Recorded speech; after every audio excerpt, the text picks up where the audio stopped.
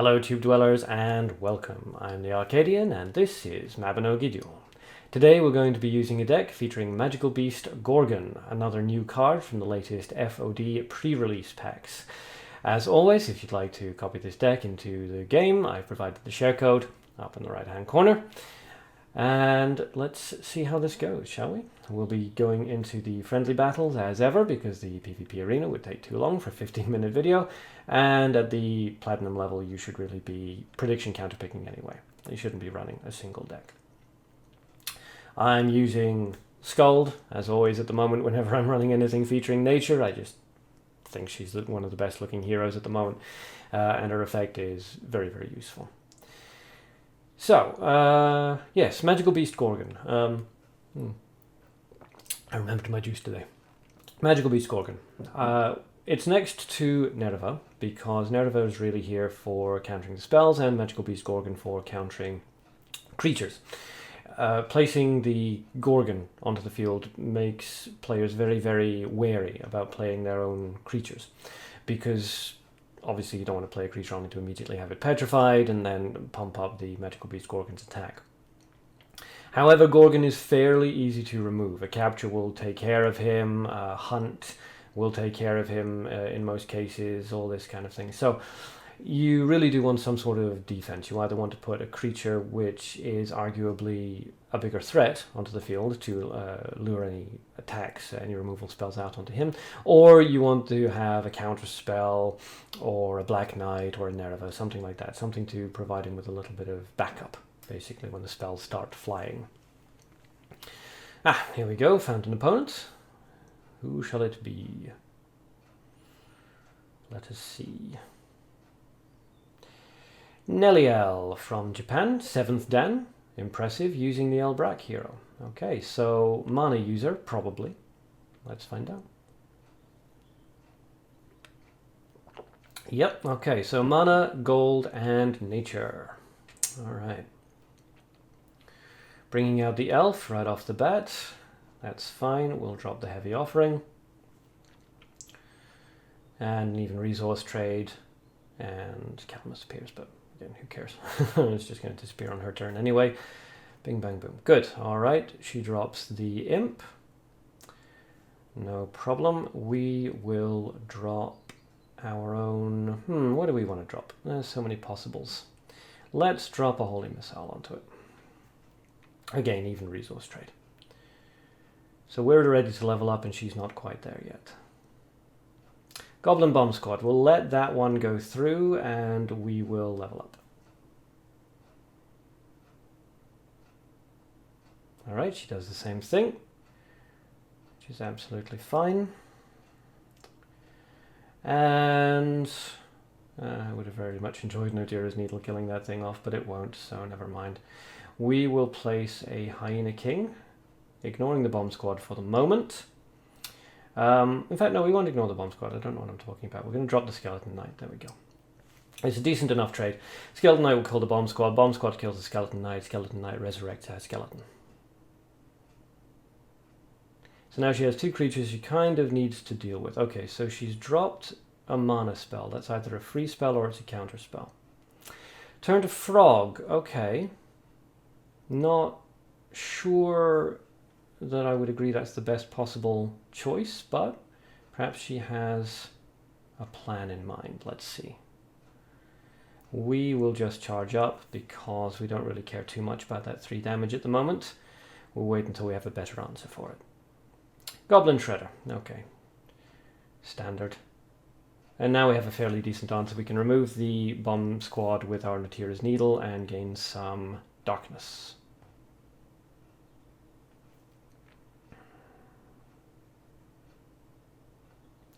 And I think we will level up, actually. I want to give Nerva as much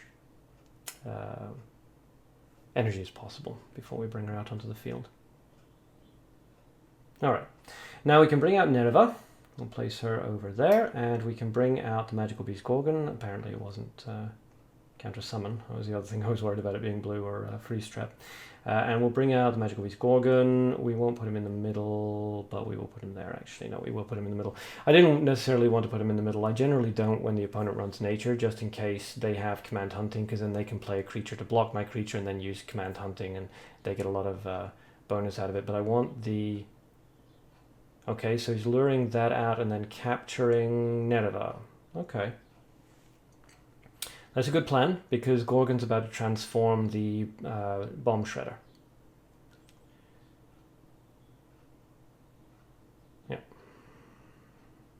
Which gives Nereva energy, so we can't really use our original plan. Interesting. Okay. So she almost certainly has a counter spell in there. It's not worth us using any spells of our own. However, she does not place it. She's not got any damage coming out on her side of the field. So what we will do is, we have a number of options here. We can play the Skeleton Knight to put pressure on, and I think that's what we'll do. The alternative was to use low-cost spell cards in order to drain the Nereva's energy and then force the counter spell so that that would drain her mana. But I don't think we'll do that. I think right now we need to push our physical advantage. Nereva's not a huge threat to our deck because we're not massively spell reliant.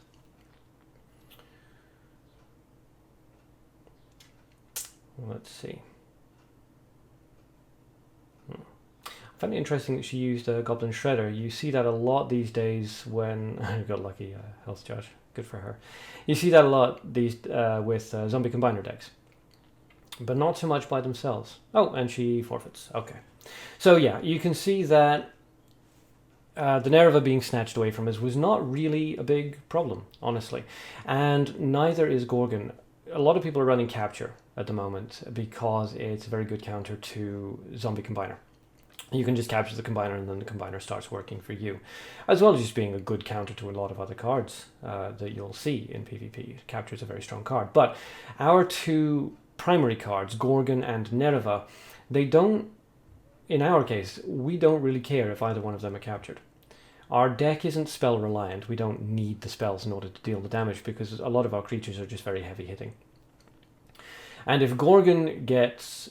Well, if Nereva gets captured, it's because her energy is already so low that she's not going to be of much use to the opponent either unless transformations begin to occur. And if Gorgon gets captured, he actually becomes useless because he will only petrify a creature whose attack is lower than his, and when you capture a Gorgon, obviously it turns his attack to 0, so he can't petrify anybody. Unless, for some reason, you're in a situation where somebody's placed down a tiger or something that drops one of your creatures down to below 0. In that case, you could petrify, sure, and begin to charge up off that, but it's rare. So yeah, we're actually not too scared of capture. It's something to bear in mind, absolutely, but don't panic when it happens. Don't immediately try to capture back or try to remove the card that was just captured off you or anything like that. It's actually okay. They use a lot of resources to do that, and in most cases it puts them into a worse position, not a better one. Or, at the very least, it doesn't benefit them at all. As you saw in the last fight, they used up a bunch of resources in order to drain Nereva's energy and then used up a whole bunch more resources to capture her. The end of that being that Nereva had just enough energy to counteract one of our spells, and they had a counter spell in the grave, so it was great to counter a spell deck, but because we didn't rely on that, we could just bring out the Gorgon and the Skeleton Knight. We could just press the resource advantage with physical damage. Okay. Let's see. Alright, so I assume Japanese player. I can't read the name. Using the Cat Merchant hero. You do not see the Cat Merchant hero very often in PvP, so this is actually very interesting. A lot of fun. Ooh, a dual color deck. Gold and dark. Could see a number of things here. I'm wondering if it's going to be some sort of gimmicky barter deck? Parnock deck? Alright, charging up for darkness. which is quite interesting because his ability is that whenever you revive, he'll drop a card and then gain gold. So it's interesting that he's charging up for darkness. We will just use the Arrow of Revenge because the spell plus the hero damage plus the damage that our creature deals will take us up to being able to level up to 2. So we have a huge experience advantage at the moment. Alright, Vampire comes out. That's actually not a bad move, honestly, but all we're going to do is we're just going to drop a Holy Missile on him. We're not going to level up because actually that would put him at an advantage. This way we can deal a lot more damage. He still can't level up at the moment, so we're actually okay, and we can still level up next turn. And I'm going to assume, because he was charging up towards darkness, that he doesn't want to drop too many more creatures. Okay, Goblin Chieftain, that's only going to summon 1 extra goblin, so we're not too worried about that. We will level up. He'll do the same thing. Now this is going to give him a bit more of an advantage than it's given us, but next turn we can Atira's Needle the Goblin Chieftain and do whatever we want really to the Goblin. He's not a huge threat with 3 attack. So we will Atira's Needle the Goblin Chieftain. We'll get some darkness off that, which is very pleasant indeed. And let's drop the Skeleton Knight in front of that Goblin. He'll kill him off, and then we don't need to worry too much about that. Okay, giving us a slight experience lead again. Now, unfortunately, he has managed to charge up a fair amount of darkness resources. So, whatever he's working towards, this is around the time when he could start bringing it out. If he's working towards like a Jurgen or something, now is about the time we could start to see it happen. Okay, Barbarian, that's fine. And an Arrow of Revenge. Interesting. He decided to go for the take advantage of our cards in the graveyard. Okay. So we're not too worried about that. We will... It's a bit risky. It's a bit risky, but we're going to drop the Vampire to drain the Barbarian's health. Now that means that the Barbarian is going to charge up next turn, but he's still not going to do enough damage. Now, what we could do is we could then hunt the Barbarian. But I don't think that we will do that. The worst he could do is a Drag to Hell on us. Which, worst case scenario... Well, I mean, the worst case thing you could do is a Drag to Hell, and that would kill the Barbarian. If he plays another creature first and then drags to Hell, then it could kill the other creature and our Vampire. That would be the worst case scenario. But that's not hugely likely. The odds against that are quite massive. And we can absolutely remove the Barbarian this next turn. We can either let the Vampire kill him, or we can hunt. Okay, so he revived. His ability discarded a card into the grave, and he gained some gold off that. He could charge up more towards darkness now with another colorless soulstone, but he's in a bit of an awkward position right now, and I think he recognizes that fact. So he's taking his time, he's thinking about it. It's good. A Vampire onto Skeleton Knight. Okay, so yeah, that's quite a desperate move.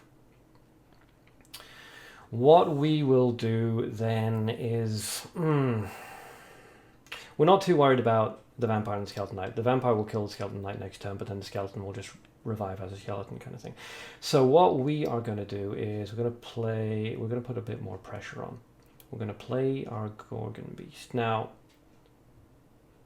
that's not fantastic for our resources, and this is pretty aggressive play.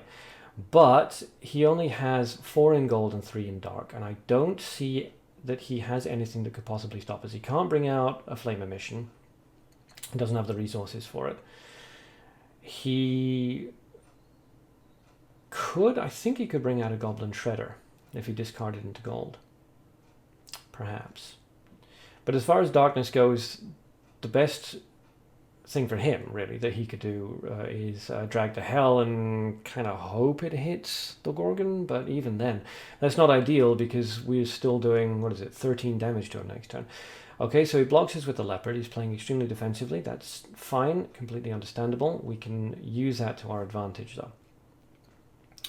So we petrify that creature. Let's just revive out of the grave. We'll force him to discard another card because it's not Good for him. Okay, we can't hit him with what I would like to hit him with at the moment, but that's fine. We can remove the vampire immediately with a heavy offering, but I don't think we will. We're not massively high on resources at the moment. Although having said that, we could do a significant amount of damage if we remove both of those. But no, we're not going to be greedy about this. We're going to save up our resources and we're going to see what, if anything, he comes up with. So he really has just this turn to stop us. Okay, charging up gold or trying to get something into his hand. Which one?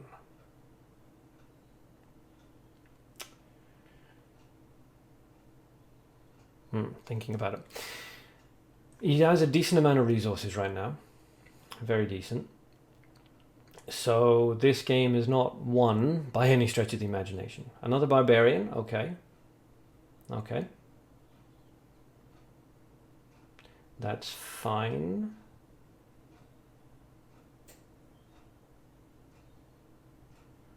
Yeah, so Gorgon just keeps trying to transform the same thing. It's actually a bit annoying. But it's not a huge problem. So what we can do is we can capture the barbarian out of the way. And we will use the Mana Holy Missile to kill the petrified creature, which will remove it completely thanks to Gorgon's ability, and charge up Gorgon and land the finishing blow. And that's why you keep Mana Holy Missile with this deck. It's really, really good for removing those petrified creatures and giving your Gorgon a surprise boost that the enemy wasn't necessarily expecting. Because that was a decent block. Gorgon couldn't have killed the barbarian. Hunt wouldn't have removed the barbarian because he was next to the petrified creature.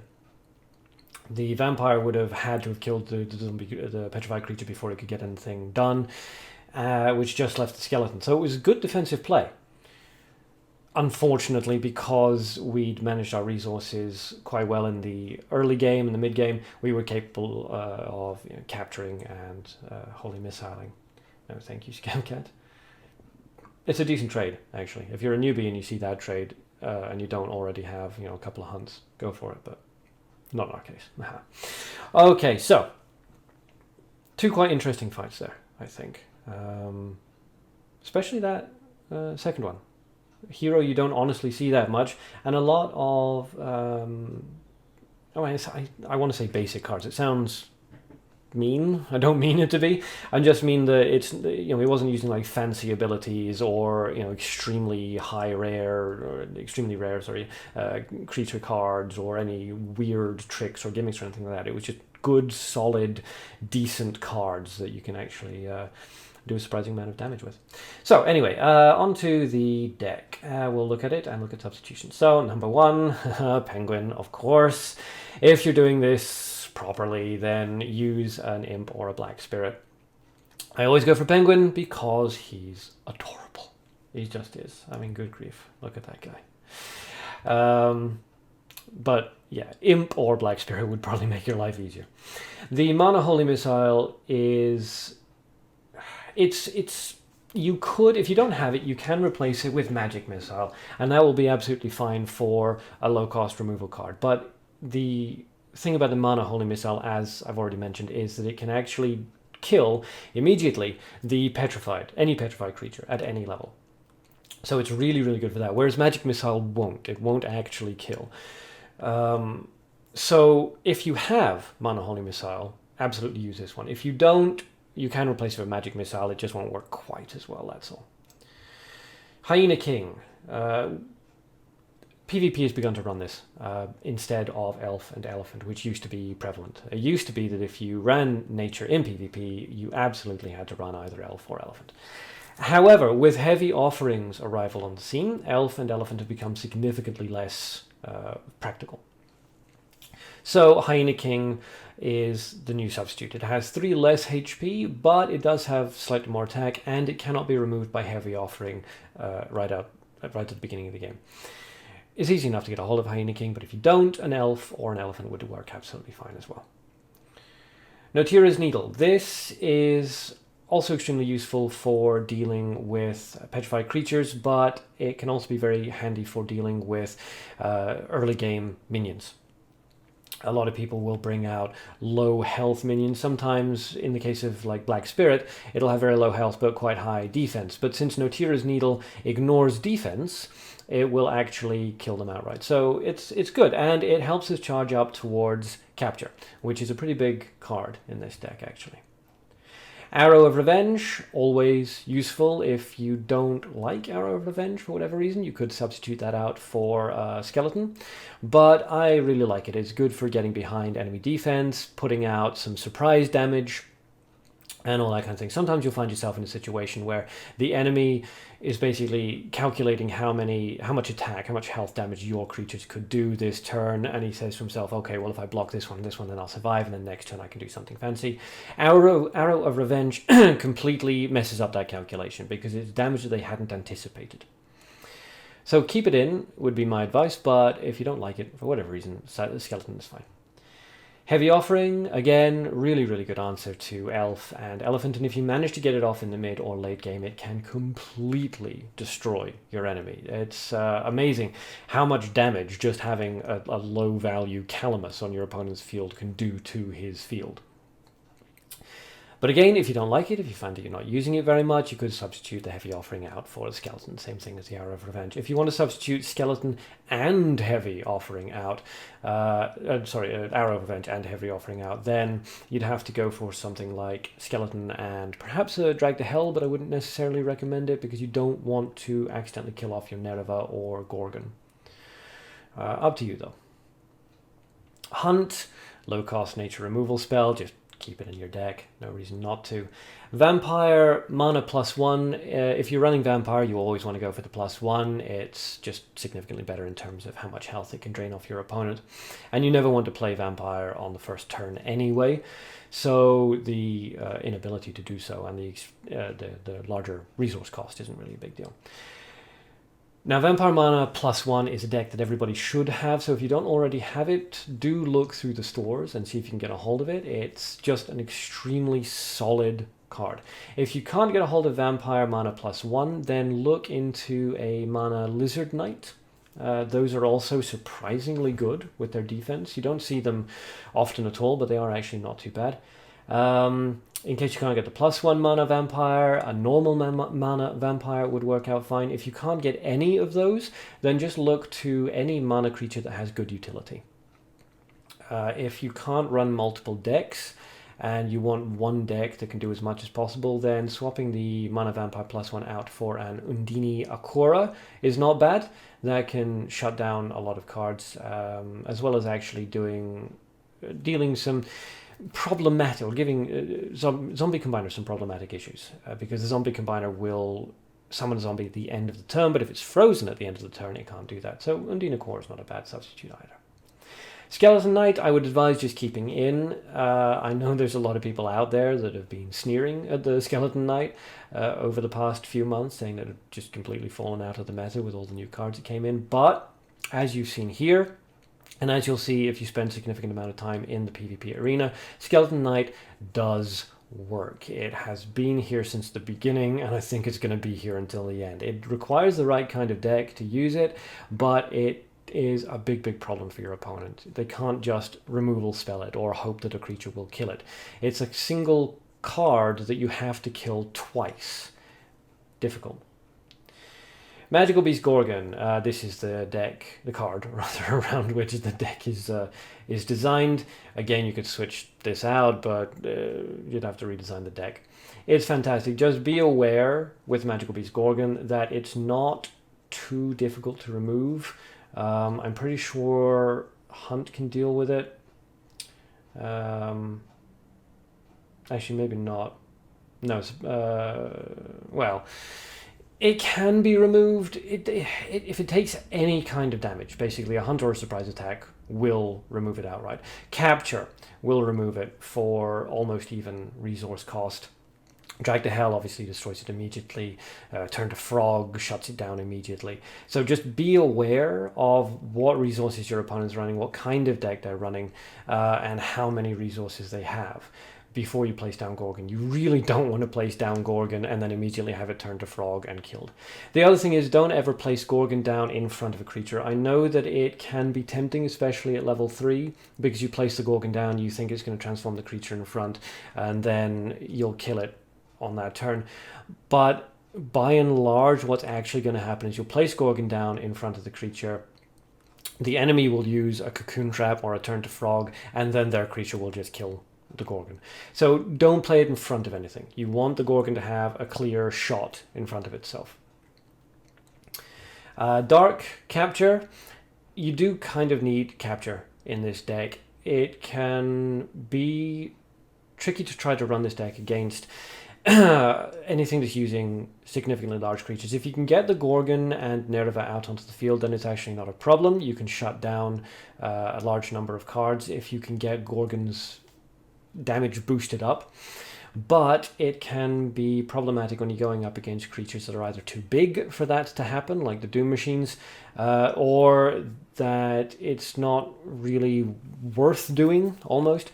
In the case of, say, an Ifrit or Peria deck, you don't really want to paralyze or petrify so much, because you don't want the enemy card to go into the graveyard, because they'll just get resurrected back out again. So a capture to pull the Ifrit onto your side of the field, something like that would work out very well. So it's very, very handy. If you're not going to be running a dark capture, then I'm honestly not 100% sure what you would substitute it out for. It depends on what else you did with the rest of your deck. If you're going to be really mean to your opposing team, you could switch out Capture Dark for a Zombie Combiner Dark. Put that out onto the field early on in the game before Gorgon and Nerva. Get them to use their resource, their removal cards, use up all their resources, cripple them basically, and then bring out Gorgon and Nerva when they have significantly less answers to them. But all things considered, I'd say the Dark Capture is actually proven to be a lifesaver in more than one occasion. And as you saw in that last fight, it actually allowed us to deal a surprise finishing blow. And finally, Nerva. Now, I keep Nerva around basically to protect against the Gorgon, and also because she's just really good at messing up anybody that uses spells as a primary source of, well, as a primary win condition. But she's not entirely necessary to the deck. With correct playing, with very smart playing, you don't need to worry too much about the Gorgon being removed, because you'll know when it's safe to place him. And he can very quickly charge up, especially if you're using the Mana Holy Missile to remove the creatures that he petrifies. And of course, the higher his attack value gets, the higher attack value enemy minions he can petrify. So, if you wanted to switch Nerva out, you could switch her out again for Undina Quora. That would work out very well. It makes people leery about bringing out Zombie Combiner. Hellhound obviously gets shut down. Vampire gets shut down. Anybody basically that has a on-play ability gets shut down by Undina Quora. Apart from that, you could run a counterspell or even a counter summon. If you didn't have Undine or Nerva, that would be fine as well. The counterspell would keep the Gorgon safe for a turn, and you don't necessarily expect to see counterspell in a deck like this, so you may take your opponent by surprise. Yeah, I think that kind of covers it. So once again, if you want to copy this deck directly into your game, there's the QR and the digit code up in the top right. So have fun with it, basically. And that's the end of this video. So to everybody that's subscribed so far, thank you so much. It's humbling. And until next time, have fun and good luck.